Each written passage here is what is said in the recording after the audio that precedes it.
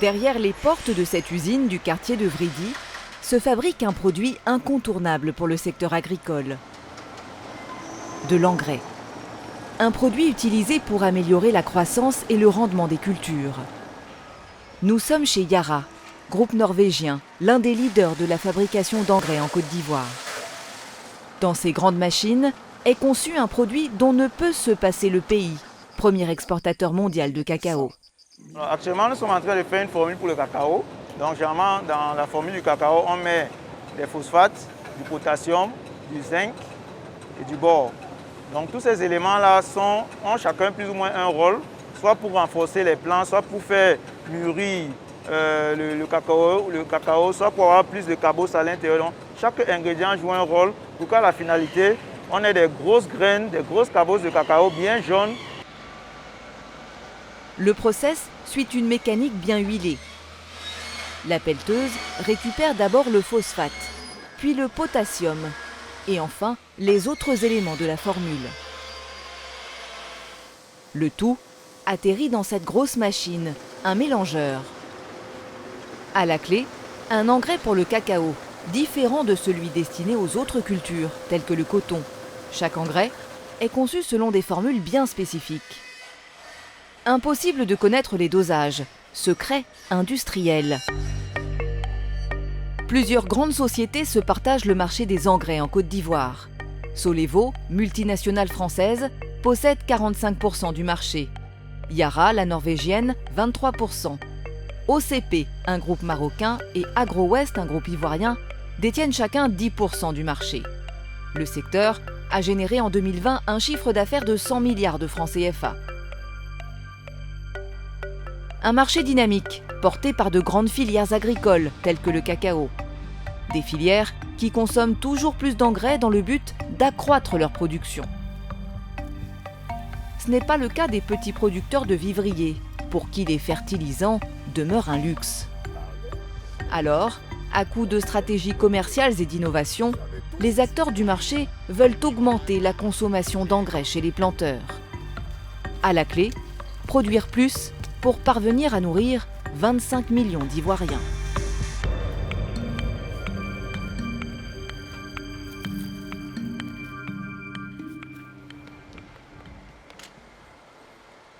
Retour dans l'usine du groupe norvégien Yara. Installé en Côte d'Ivoire depuis 2014, il produit un peu plus de 100 000 tonnes d'engrais chaque année. Tout d'abord, la matière première est réceptionnée dans cet entrepôt de 1000 mètres carrés. Vous avez reçu combien de tonnes ce matin? Présentement, nous sommes déjà en plein de 200 tonnes. Directement depuis le bateau? Directement du bateau. Urée, phosphate, sulfate d'ammonium ou encore nitrate d'ammonium. Des éléments chimiques qui vont être mélangés pour produire de l'engrais.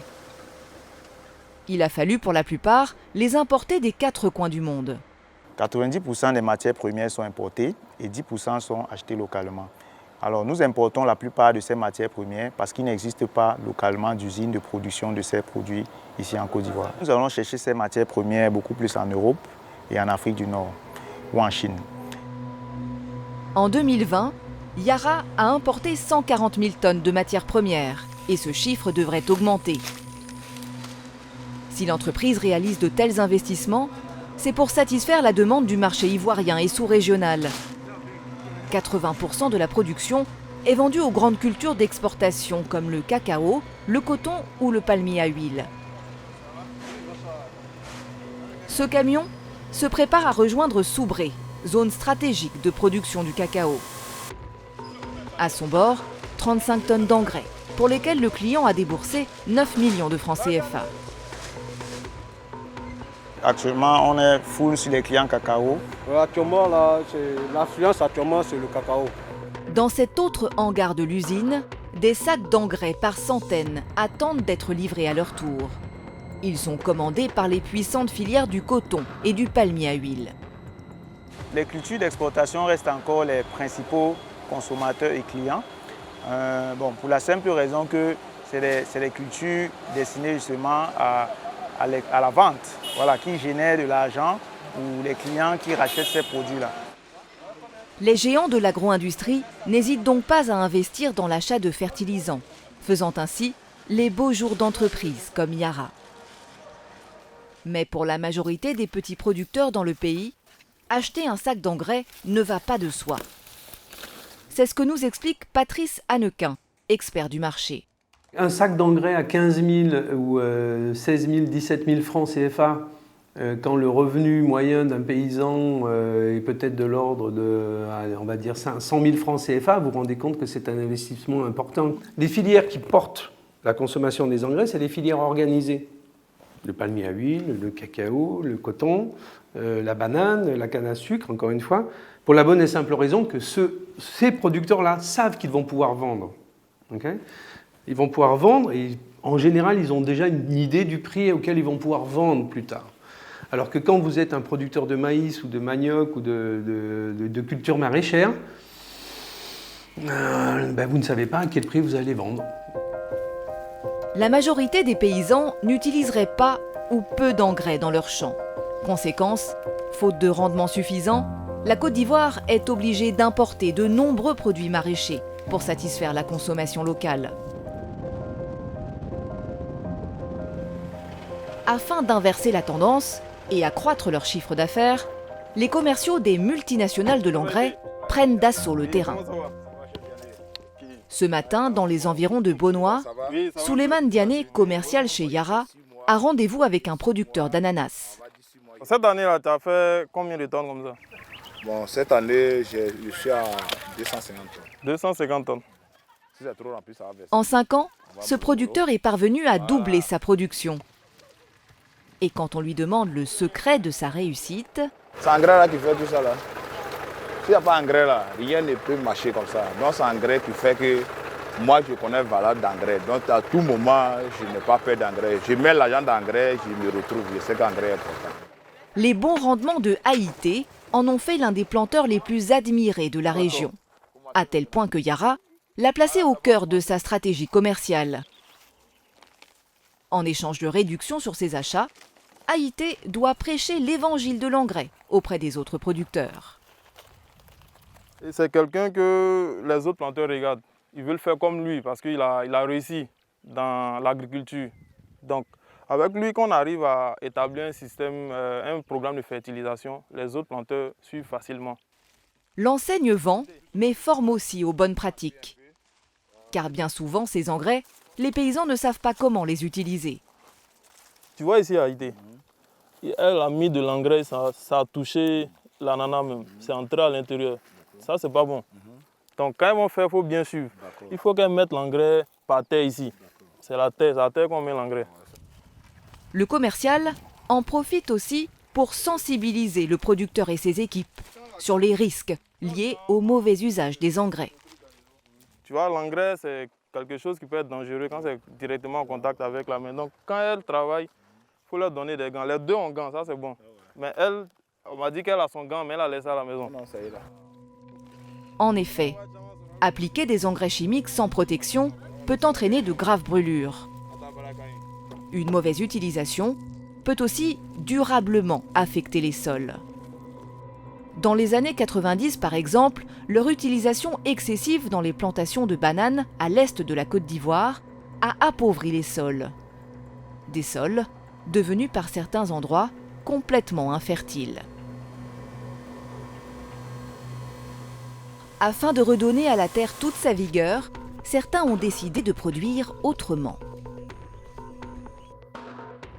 À l'épée, à plus de 2 heures d'Abidjan. C'est ici que Silver Kouakou a installé l'un de ses ateliers de fabrication. Il faudra faire en sorte que les sacs qui sont à l'intérieur, avant qu'ils soient cousus, il faut que la matière additive là arrive d'abord. Cet entrepreneur ivoirien fabrique des engrais, sans aucun produit chimique. Ici, le phosphate et l'ammonium ont été remplacés par des déchets. C'est des déchets organiques, des déchets biodégradables. C'est-à-dire que tout ce qui se décompose, tout ce qui peut, dans le langage commun, peut pourrir en fait. Dans ce cas présent, c'est des villages environnants, de ce qui est produit chez eux à la maison chaque jour, ce qui sert de nourriture, ce qui est rejeté, tout ça. C'est ce que nous récupérons ici. Épluchures de légumes, cabosse de fruits ou encore rejet des plantations. Des tonnes de déchets sont ici convoyées par mois. Ils sont ensuite mélangés à une cadence lente pendant plusieurs semaines, le temps qu'ils se décomposent et deviennent du compost.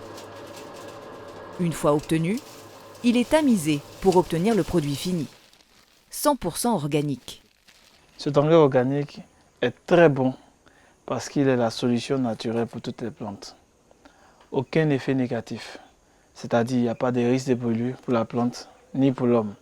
Il permet une bonne fertilisation du sol, c'est-à-dire il apporte tous les éléments nutritifs.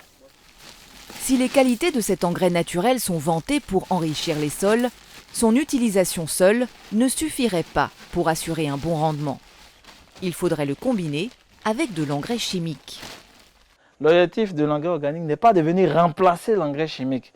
Il faut qu'on soit clair dans les thèmes parce que, en fonction des terres cultivables, on ne peut pas produire autant d'engrais organiques pour toutes ces terres cultivables. Parce que l'engrais organique, dans sa production, met beaucoup de temps et c'est quelque chose qu'on ne peut pas trouver comme ça. À la différence de l'engrais chimique, on peut produire des tonnes à la minute et avec les machines, tout ça, c'est très différent. Afin de produire plus d'engrais organiques, de jeunes entrepreneurs ont eu une idée.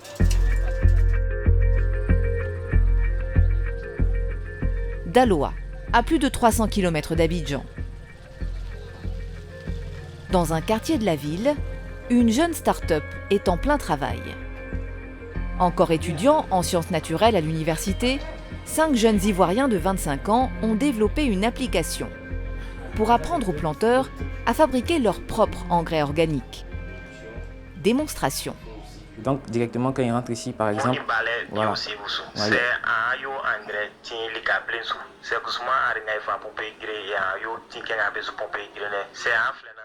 Ici, les instructions sont données en baoulé. 4 autres dialectes de différentes ethnies figurent aussi dans l'application. Un moyen de faciliter l'apprentissage chez les paysans, dont la majorité sont analphabètes. Une idée simple, mais ingénieuse, qui a séduit lors de plusieurs concours. On a lancé réellement le projet via un hackathon. Voilà, un hackathon qui sillonnait les différentes villes. Et on a profité pour présenter le projet. Grâce à cet hackathon et à d'autres récompenses, les jeunes entrepreneurs ont remporté environ 10 millions de francs CFA. Une somme qui leur a permis de propager leur innovation jusque dans les villages les plus reculés du centre-ouest de la Côte d'Ivoire. Bonsoir. Cet après-midi, direction Mbayakro, à 15 km de Daloa. Les jeunes étudiants ont réuni les maraîchers du village. Nous avons pensé à vous, nos parents. Nous savons que vous cultivez la terre et vous avez besoin des produits de qualité. Tous ensemble, vous allez fabriquer vous-même votre propre engrais. Blawaka. Monsieur Amani est choisi dans l'assistance, car il est l'un des seuls à posséder un smartphone. Donc tu vas appuyer dessus. Voilà. Donc toi tu parles quelle ethnie? Baoulé. Est-ce que tu as compris le baoulé ici? Ils ont dit quoi? Voilà. Donc tu vas appuyer sur le côté baoulé. Il va ensuite retranscrire dans son propre langage la méthode aux autres agriculteurs. Mes chers frères planteurs, pour faire notre engrais, après avoir nettoyé cet espace, je vais le quadriller avec 4 bois de la même mesure. Je vais ensuite les fixer dans le sol.